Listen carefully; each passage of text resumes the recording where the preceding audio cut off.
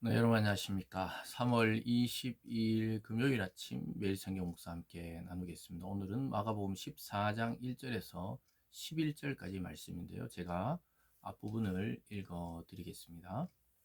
이틀이 지나면 유월절과 무교절이라 대제사장들과 서기관들이 예수를 흉계로 잡아 죽일 방도를 구하며 이르되 밀란이 날까 하니 명절에는 하지 말자 하더라. 예수께서 베다니 나병 환자 시몬의 집에서 식사하실 때 한 여자가 매우 값진 향유 곧 순전한 나드 한 옥합을 가지고 와서 그 옥합을 깨뜨려 예수의 머리에 부으니. 아멘. 오늘 본문의 내용을 통해 한 여인의 아름다운 헌신이라는 제목으로 말씀을 증거하겠습니다. 오늘은 예수님께서 한 이 나병 환자, 즉 문둥병 걸린 시몬의 집에서 식사한다. 이런 장면이 나오고요. 또 한 장면은 예수님을 죽이려고 모의하는 종교 지도자들의 모습을 보게 됩니다. 그래서 나병 환자 시몬의 집에서 식사한다는 자체가 그 당시 유대 문화에서는 합당치 않았습니다. 왜냐하면은 접촉을 하면 안 되고 오히려 공동체 밖에 내보내야 할 그 나병 환자의 집에 들어간 것도 문제였지만 그와 함께 식사한다는 것은 예수님도 부정한 자가 되었다고 사람들은 생각할 여지가 충분했던 것입니다. 그러나 오늘 그러한 식사 중에 어떤 이름 없는 한 여인이 와서 이 그 순전한 나드라는 이 아주 값비싼 그 향유를 가지고 와서 예수님께 깨뜨려서 예수님 머리에 부어 드리는 장면이 나와요. 이와 유사한 장면이 또 막달라 마리아가 예수님의 에게 향유를 붓고 자기 머리털로 예수의 발을 닦는 그런 장면이 있었는데 이 유사한 장면이지만 아마 이 다른 이 사건이 아닐까 이렇게 보는 경우도 있습니다. 어쨌든 예수님께 그것을 부어 드리면서 예수에게 향기가 나도록 그의 몸에 발라 드릴 때 많은 사람들이 그 여인을 책망했어요. 그 비싼 것을 팔아다가 가난한 자에게 나누어 줄 수도 있는데 이렇게 허비하냐 이렇게 봤습니다. 그래서 주위에 있던 많은 사람들이 그 여인의 헌신을 허비한다, 낭비한다고 보았지만 예수님의 평가는 완전히 달랐어요. 예수님은 나의 이 복음이 전해지는 곳에 이 여인의 헌신도 같이 전해질 거라고 이야기했습니다. 왜냐하면 그 여인의 그 헌신은 예수님 자신의 장례식을 준비하는 것이다. 이렇게 말했습니다. 그 당시 유대인들이 자기 가족이나 누가 사망하고 나면은 그 몸에다가 향유를 발라줬어요. 아주 값비싼 향유를 발라주던 그러한 의식이 있었는데 예수님은 이 여인의 이 여인은 그냥 헌신한 거였지만 예수님의 해석은 예수님 자신의 장례를 준비하는 걸로 보았던 것입니다. 4절에 보면요. 어떤 사람이 화를 내어 서로 말하되 어찌하여 이 향유를 허비하는가? 이 향유를 300데나리온 이상에 팔아 가난한 자들에게 줄 수 있었겠도다 하며 그 여자를 책망하는지라. 예수께서 이르시되 가만두라. 너희가 어찌하여 그를 괴롭게 하느냐? 그가 내게 좋은 일을 하였느니라. 그러니까 사람들은 허비한다. 예수님은 좋은 일을 했다. 이렇게 말씀하고 있습니다.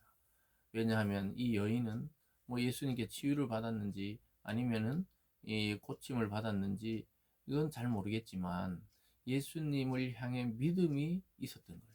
그래서 자기의 전부를 드려도 아깝지 않은 분이라는 그 가치를 깨달은 것입니다. 예수님 앞에서도 가난한 그 여인의 가난한 과부의 두 렙돈의 헌금이 가장 큰 헌금이라고 이야기한 것은 그가 가진 전부였기 때문에 그렇습니다. 그래서 예수 그리스도를 안다는 것은 우리 인생 전부를 예수님께 던지는 것이죠. 예수님께 바치는 것이죠. 그래서 내 인생의 주권이 나에게 있지 아니하고 주님께 있다는 사실을 전적으로 보여주는 그러한 사건들이 이어지고 있습니다. 그래서 가난한 그 과부의 두 렙돈이나 오늘 이 여인의 아주 값비싼 향유를 깨뜨려서 예수님께 머리에 부어드리는 그 행위나 이 전부를 드리는 거였다는 거예요. 그러면서 예수님은 이렇게 말씀하고 있습니다. 7절에 보면요. 가난한 자들은 항상 너희와 함께 있으니 아무 때라도 원하는 대로 도울 수 있거니와 나는 너희와 항상 있기 아니하리라. 그는 힘을 다하여 내 몸에 향유를 부어 내 장례를 미리 준비하였느니라. 예수님께서 이 사건의 해석을 이렇게 하고 계십니다. 가난한 자들 나눠주는 거 나쁜 것이 아니에요. 좋다는 거예요. 그러나 너희들과 항상 같이 있어서 나눔을 할 수 있지만 나는 이제 곧 장례를 치르게 된다. 곧 십자가에 죽으실 것을 미리 아셨던 것입니다. 그래서 힘을 다하여 내 몸에 향유를 부어 예수님의 장례를 미리 준비하고 있다. 이렇게 해석하고 있습니다. 사랑하는 여러분, 저와 여러분의 작은 헌신이 하나님께는 어떻게 해석될지 우리 전혀 몰라요. 하나님의 영광을 위해 또 주님의 예비하는 그 길을 위해 쓰여지고 있다면 그것은 우리에게 보람과 우리에게 기쁨과 영광이겠죠. 그래서 미리 준비하고 있다 이렇게 말합니다. 그러니까 완전히 허비한다는 것과 예수님의 장례를 준비한다는 것은 완전히 다른 의미죠. 그래서 사람들은 예수님의 가치를 그다지 높게 생각하지 않았고 제자들조차도 정확하게 예수님의 앞길이 어떻게 되는지를 몰랐던 상황입니다. 이 여인도 예수님이 곧 십자가에 돌아가신다는 걸 알고 부은 게 아니에요. 뭐 드릴 게 없나 싶었는데 자기가 아끼고 정말 그동안 모았던 가장 비싼 향유를 예수님께 부어드림으로 자기의 헌신을 보여준 거였죠. 그러면서 예수님께서 말씀하시기를 9절에 보면요. 내가 진실로 너에게 이르노니 온 천하에 어디서든지 복음이 전파되는 곳에는 이 여자가 행한 일도 말하여 그를 기억하리라 하시니라. 이 여자의 헌신이 예수의 이름이 전해지고 복음이 전해지는 곳에 어디든지 그의 이야기를 하게 된다. 지금 저와 여러분도 이 이름 없는 한 무명의 여인의 헌신에 대해 지금 설교를 듣고 말씀을 나누고 있죠.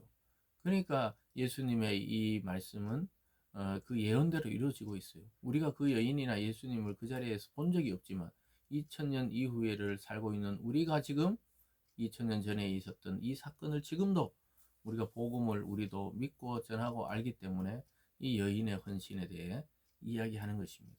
그래서 실제 살아있는 예언과 말씀을 예수님은 해주셨던 것이죠.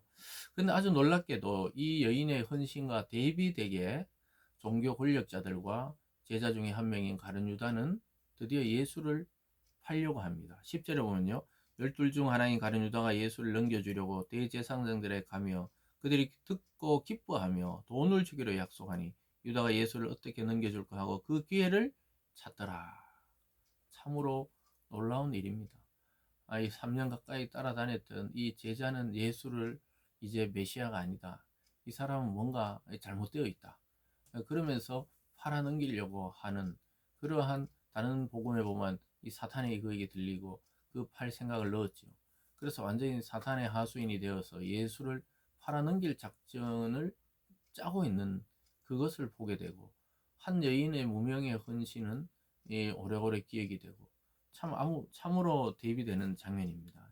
예수의 제자였던 가룟 유다는 예수를 팔고 이름 없는 여인은 예수님의 장례를 준비하는 이 모습을 통해서 우리가 어떤 거리적인 것 또 가까이 있다고 매일매일 교회에 온다고 하나님을 아는 것이 아니라 정말 주님 뜻대로 살아가는 자가 하나님의 마음을 아는 자라고 할 수 있겠습니다. 사랑하는 여러분, 예수님의 진정한 가치를 알고 우리가 헌신하는 자세로 교회와 세상을 섬기는 저와 여러분이 되기를 바랍니다. 기도하겠습니다.